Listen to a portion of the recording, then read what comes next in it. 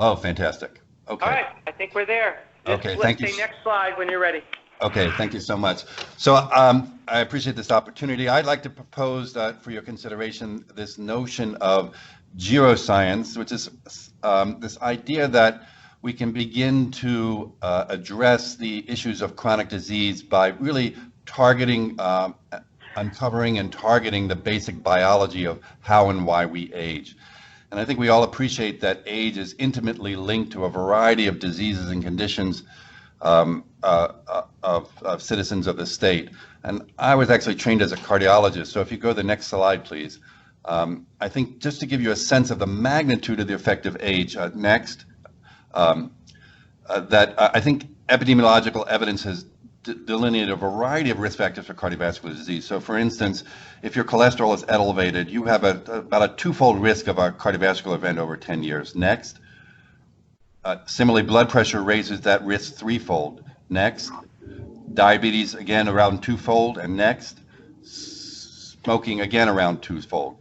In contrast, if you're a man aged 70 to 80, as shown next, your risk goes up about sevenfold. And that's the relative magnitude of age versus these other of known risk factors. So next. I shouldn't have animated this slide.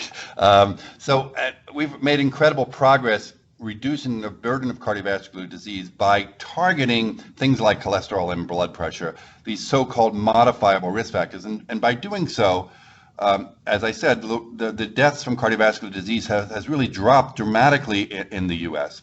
However, as you can see, we've left on the table the single greatest risk factor for this disease. Next.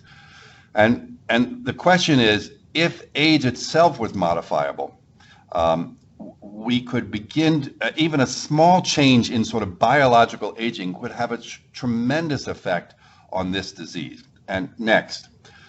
It's just not this disease, because every disease that we worry about for ourselves, if we take care of patients, for our family member, every disease, cardiovascular disease, neurodegenerative disease, cancers, they all have the same sort of incidence in terms of age, and that there's a relatively low incidence when we're young and an exponential rise as we get older.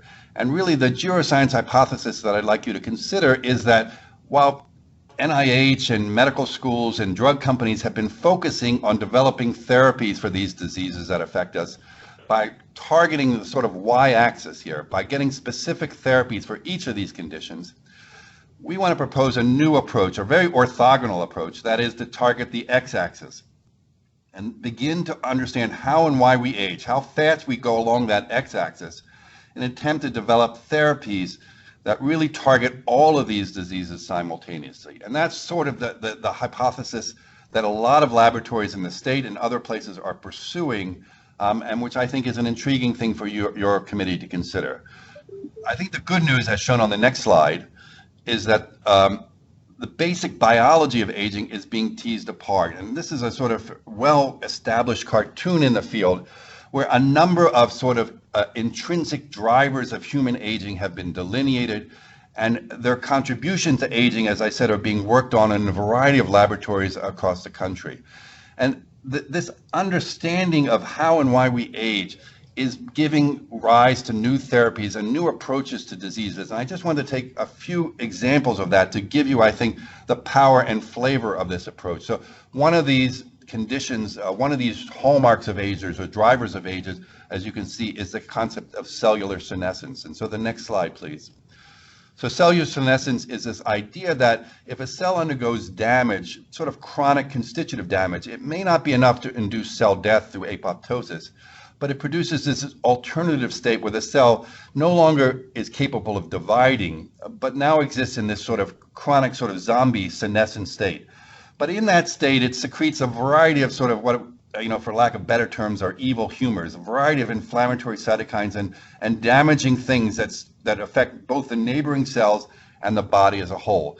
And that's given rise for people to begin to develop what are called senolytic therapies. And as shown on the next slide, this is a recent trial from a group at the Mayo Clinic, which is sort of pioneering this approach, where they've combined two agents together, both of which are not senolytic individually, but together appear to sort of specifically kill senescent cells.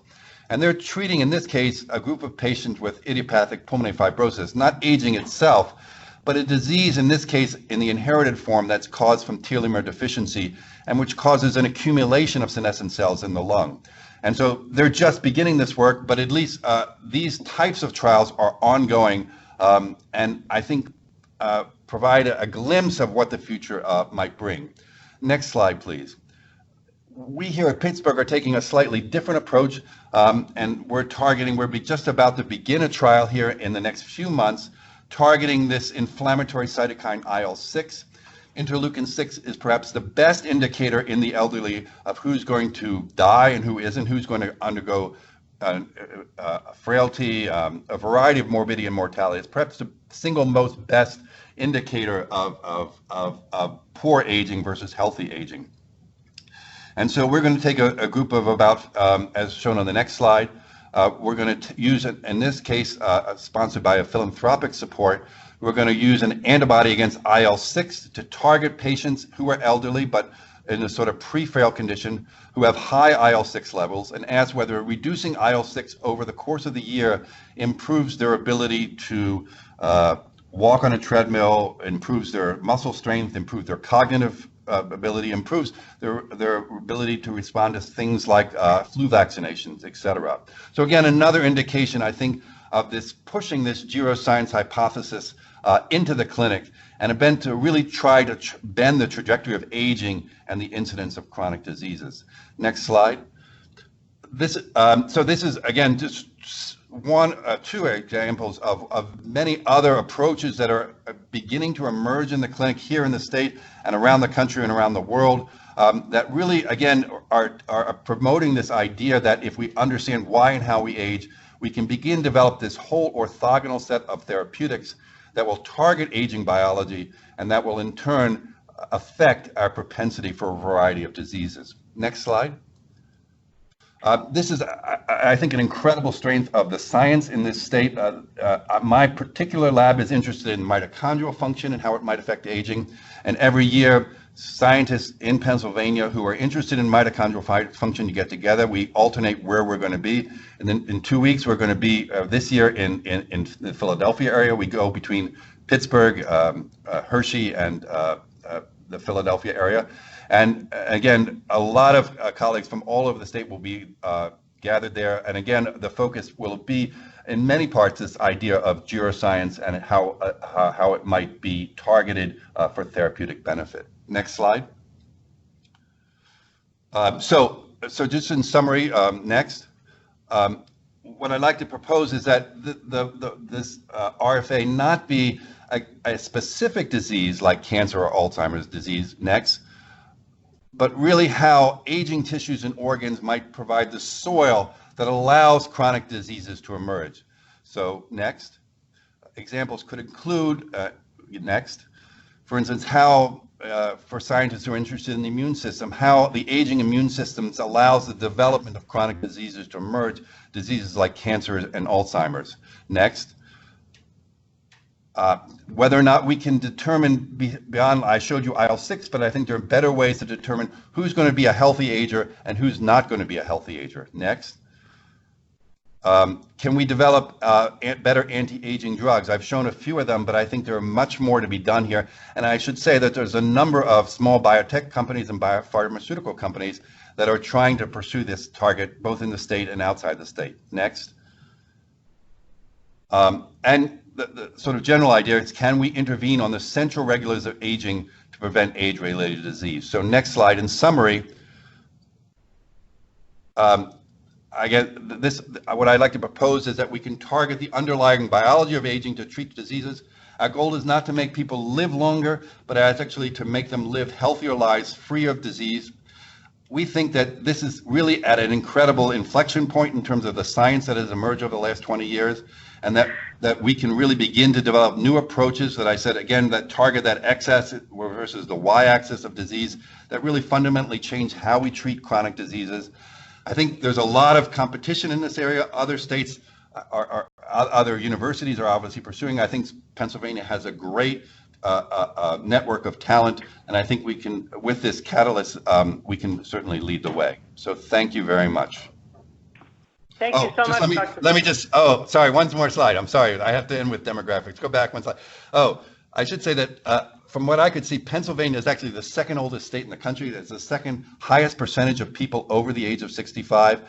That's not, the planet is getting older. This is an incredible graph from the UN looking at people on the planet who are over the age of 65, shown in brown, versus under the age of 5, shown in black. And since time immemorial, the number of people under the age of 5 on the planet has greatly exceeded those over the age of 65. And about 6 months ago, according to the UN, for the first time in human history, those two curves crossed.